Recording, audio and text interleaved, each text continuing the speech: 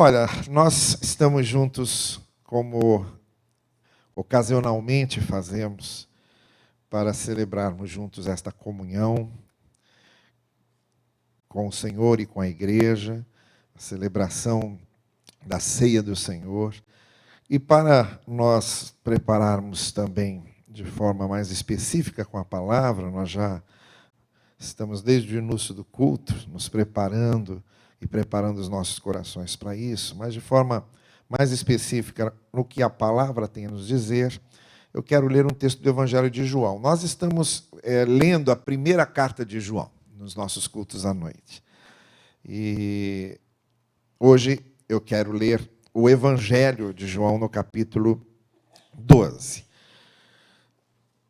A partir do verso 20, eu quero fazer aqui algumas reflexões sobre esse trecho que vai do verso 20 até o verso 24. João capítulo 12, de 20 a 24.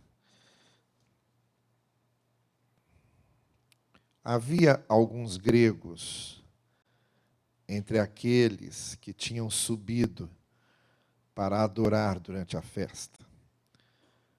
Eles se aproximaram de Filipe, que era de Betsaida, da Galileia, e lhe disseram: Senhor, queremos ver Jesus. Filipe foi dizê-lo a André, e André e Filipe o disseram a Jesus. Jesus lhes respondeu: é chegada a hora em que será glorificado o Filho do Homem. Eu vos digo, na verdade, se o grão de trigo caído na terra não morrer, permanece só, mas se morrer, produz muito fruto. E a partir daí, ele vai fazer ainda algumas palavras especiais àqueles que estavam à sua volta, mas esse trecho é suficiente para o que eu gostaria de refletir com vocês. Algumas coisas em referência a esse texto, no que tem a ver com o seu contexto e com o seu sentido, e de por que ele está figurando aqui no Evangelho de João. Esses gregos que foram procurar Jesus eram judeus da diáspora. A festa a qual o texto está se referindo é a Páscoa, que acontecia no dia 14 de Nisan, do calendário judaico, que é aproximadamente aí entre os nossos meses março e abril. E judeus vinham de todos os lugares, da onde estivessem, e acorriam para Jerusalém, para participar da festa da Páscoa em Jerusalém.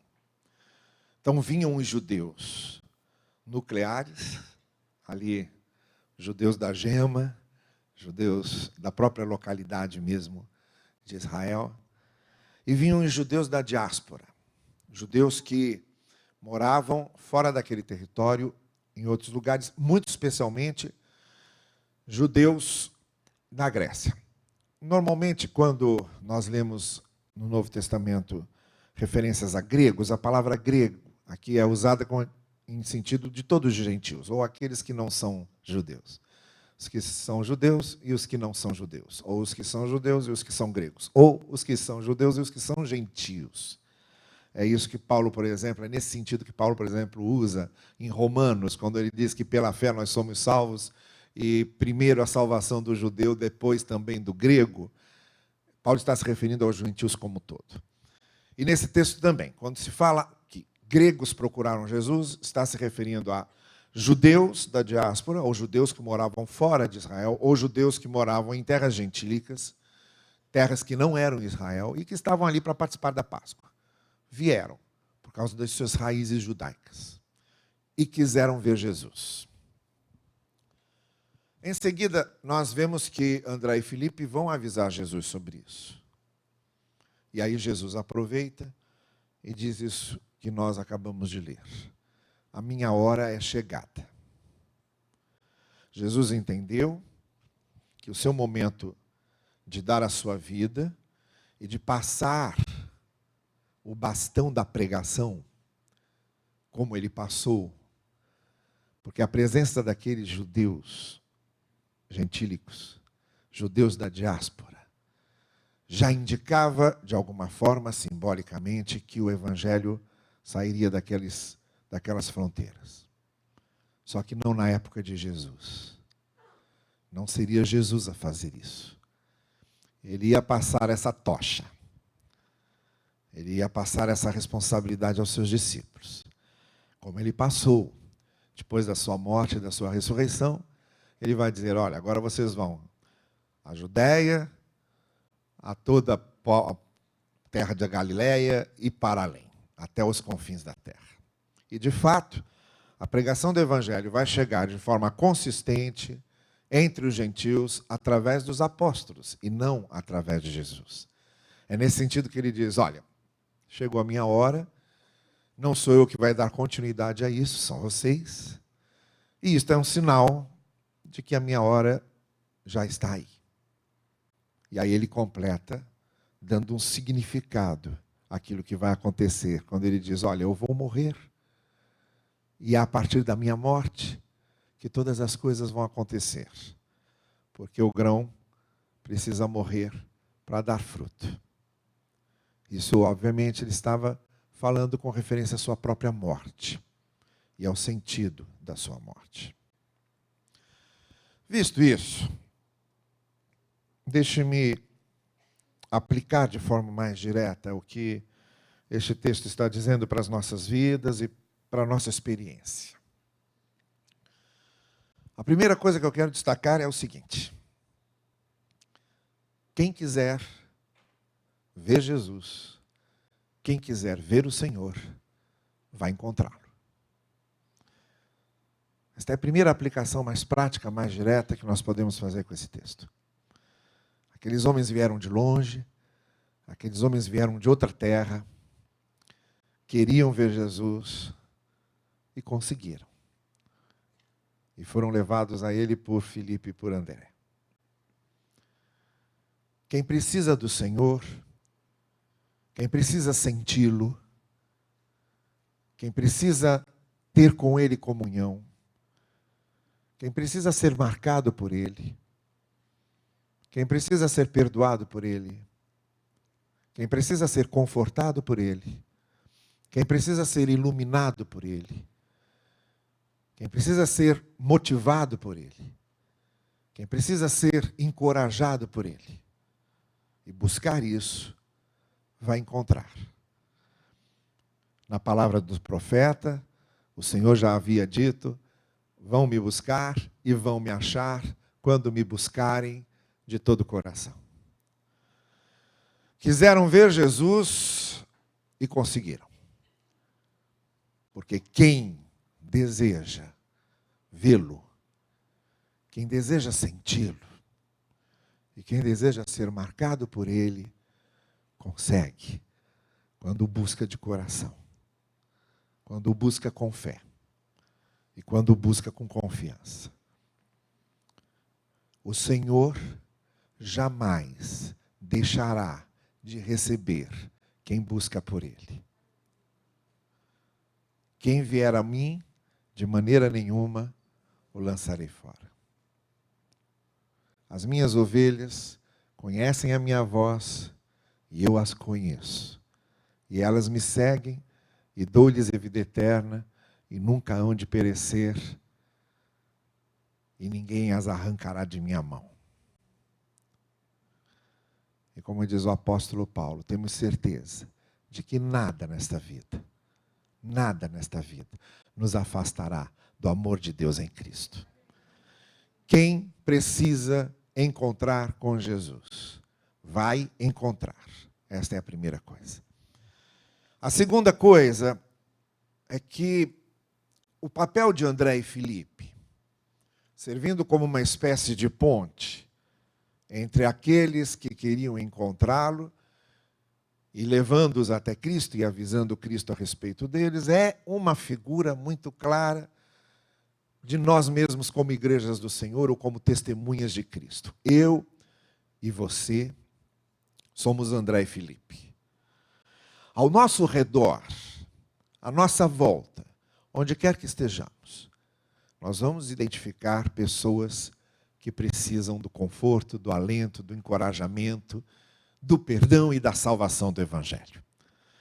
E nós somos esses Andrés e Filipes que muitas vezes podemos levá-los a Jesus e servir de ponte para que essas pessoas, que às vezes nem sabem que querem ver a Cristo, mas é a Cristo que querem. Porque quando nós procuramos uma realização para a nossa vida e não sabemos exatamente que realização é essa, é a Cristo que estamos procurando. É a graça de Deus que estamos procurando. Nós somos esses elementos, esses Andrés e Filipes, que estão entre Cristo e as pessoas que precisam dele. E muitas vezes uma palavra, um gesto, uma presença, uma iniciativa pode servir de ponte para que essas pessoas descubram a graça de Deus, a misericórdia de Deus, a mensagem do Evangelho. Então estejamos muito atentos como André e Filipe estavam. Eles estavam observando o que estava acontecendo ao redor e perceberam que aqueles homens estavam buscando Jesus e precisavam de Jesus. Eles perceberam. Você precisa perceber, olhar ao seu redor e servir de ponte para isso. Eu vou dizer uma coisa a você. Você pode ter a certeza, é a resposta de Deus para muita gente que está ao seu redor. Você e o que você tem a dizer é a resposta de Deus para muita gente que está ao seu redor, a partir dos de dentro da sua própria casa, da sua vizinhança, do lugar em que você trabalhe. Não se esqueça de que da sua boca, do seu olhar e dos seus gestos pode sair a mensagem que alguém pode estar precisando ouvir e que você pode transmitir. E a terceira e última coisa. Essa lição, ou essa referência que o Senhor Jesus Cristo faz a respeito dele mesmo, quando ele diz que se o grão da terra, o grão lançado à terra não morrer, não dá fruto, mas se ele morrer, ele dará muito fruto. Isso servia de modo mais direto a Jesus e ao que iria acontecer. De fato, o Senhor crucificado, o Senhor morto, o Senhor sacrificado foi o grão que morreu na terra para nos trazer vida. E para que acontecesse tudo o que aconteceu no plano da redenção do Senhor. Mas, na nossa experiência cotidiana, na nossa vida cotidiana, nós também precisamos aprender que muitas vezes para conseguir frutos, nós precisamos morrer. Há coisas que talvez precisemos renunciar. Há certas coisas que talvez precisemos tirar da nossa vida. Há certas expectativas que precisamos deixar que morram. Há certas fantasias nossas que precisam morrer para que não continuemos esperando ingenuamente coisas que não fazem parte do propósito de Deus. Ou mais do que isso, eu não consigo perdoar se eu não morrer. Eu não consigo dar a outra face se eu não morrer primeiro. Eu não consigo andar a segunda milha se eu não morrer. Eu não consigo vencer mágoas, ressentimentos, se eu não morrer. Eu não vou conseguir agir com misericórdia com os outros se eu não morrer. Eu não vou conseguir superar se eu não morrer. Muita coisa precisa morrer dentro de mim para que os frutos verdadeiramente valiosos, preciosos, possam vir à tona. possam nascer e possam brotar. Você não vai conseguir mudar de caminho, mudar de atitude. Você não vai conseguir mudar de vida. Você não vai conseguir novos rumos. E você não vai conseguir ser uma nova pessoa e nascer de novo se você não morrer. Nós precisamos morrer primeiro. Algo dentro de nós que está ligado a essa parte caída, mais egoísta, mais carnal, mais terrena. Precisa morrer para que de dentro de nós nasça o que é mais celestial, o que é mais virtuoso, o que é mais verdadeiro. E o que não vem da queda, vem da redenção que o Senhor nos traz. Então deixe-se morrer. Aprenda a deixar-se morrer. Aprenda a renunciar. Aprenda a deixar que o Espírito de Deus vá matando dentro de você aquilo que precisa ser morto, para que frutos do caráter de Deus, da justiça de Deus, da graça de Deus, da misericórdia de Deus realmente possam nascer, aparecer e serem colhidos. Que essa referência de Jesus nos sirva como exemplo.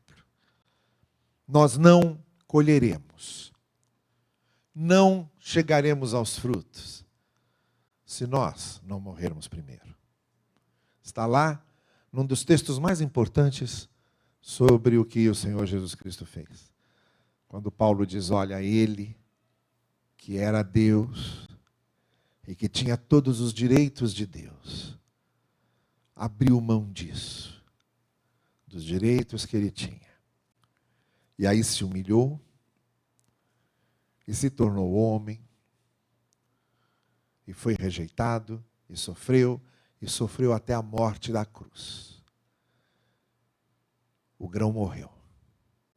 Mas aí Paulo continua dizendo, para depois ele ser exaltado pelo Pai.